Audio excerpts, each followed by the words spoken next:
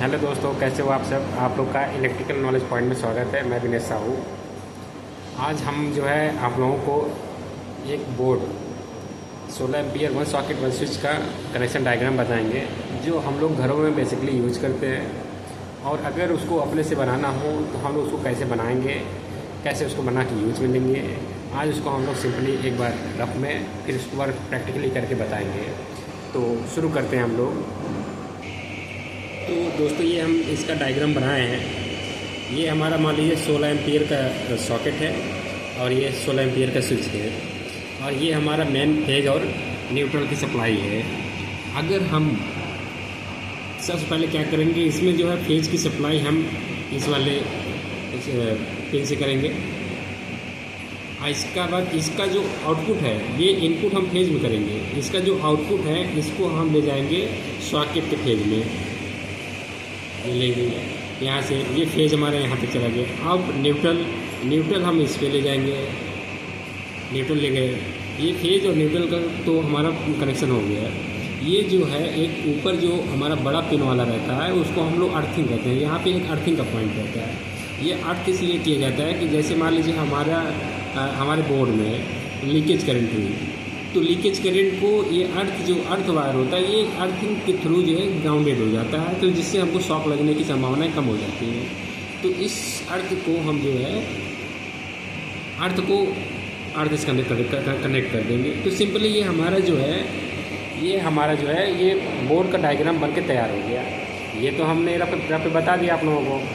अब इसको हम लोग प्रैक्टिकली कैसे करते हैं, इसको हम लोग प्रैक्टिकल करके देखते हैं। ये हमारे पास कुछ जैसे ये स्क्रू ड्राइवर है, ये हमारा वायर कटर है, ये हमारा कॉम्बिनेशन प्लायर है, ये पीवीसी टेप या इंसुलेटर टेप कह सकते हैं इसको।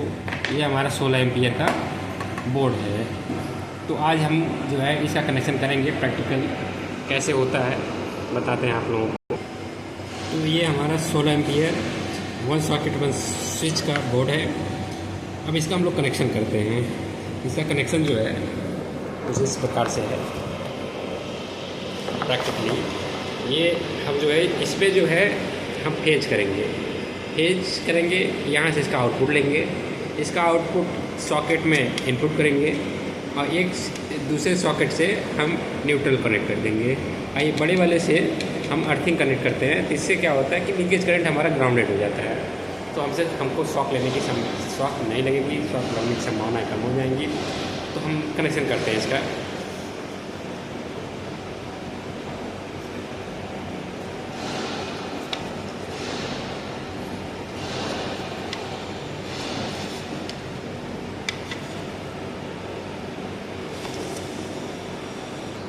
ये आप लोग देख सकते हैं, हम फेज और न्यूट्रल को कनेक्ट कर दिए हैं।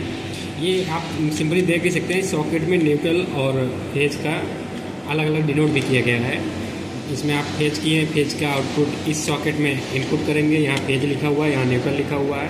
तो हम फेज और न्यूट्रल का कनेक्शन कर दिए हैं। अब इस फेज का आउटपुट इस सॉकेट में इनपुट करना है, इसको हम करते हैं। अब हम इसका आउटपुट इस पर इनपुट कर दिए हैं। और एक चीज़ और हम लोग को विशेष ध्यान देना है कि ये सभी कनेक्शन जो हम लोग कर रहे हैं, इसका जो भी कनेक्शन है, इसका कनेक्शन जो है एकदम टाइटली करना है। टाइटली अगर लूज करेंगे आप लोग तो स्पार्क होता है, स्पार्क होने से वायर जलते हैं, फाल्ट आते हैं। तो इन सब चीज़ों को अवॉइड करने के लिए हम लोग जो है इसका कनेक्शन एकदम टाइटली करते हैं। और इसमें विशेष कुछ है नहीं, सिंपली आज हम शुरुआत कर रहे हैं कि वन सॉकेट वन स्विच का कैसे कनेक्शन करेंगे। कल 2 सॉकेट 2 स्विच का कनेक्शन करना बताएंगे आपको। ऐसे पूरे बोर्ड का कनेक्शन करना आप सीख जाएंगे। घर बैठे अपने आप कर लेंगे, किसी इलेक्ट्रीशियन की ज़रूरत नहीं पड़ेगी। ये हमारा बोर्ड बनके कम्प्लीटली तैयार हो गया है। अब इसको हम लोग जो है पावर सप्लाई में लगा के चेक करेंगे कि सप्लाई इसमें आ रही है कि नहीं, प्रॉपर वर्क कर रहा है कि नहीं कर रहा है। ये हम सप्लाई में कनेक्ट कर दिए हैं। अब इसमें चेक करेंगे कि इसमें सप्लाई आ रही है नहीं। ये हमारा लाइन टेस्टर है, आप देख सकते होंगे कि इसमें सप्लाई आ रही है। तो इसका मतलब हमारा कनेक्शन सही हुआ है। इसको हम लोग अपने यूज में ले सकते हैं। चलिए दोस्तों, मिलते हैं इसी के साथ। आप नए दिन नए टॉपिक के साथ, नए बोर्ड कनेक्शन के साथ। तो ठीक है दोस्तों।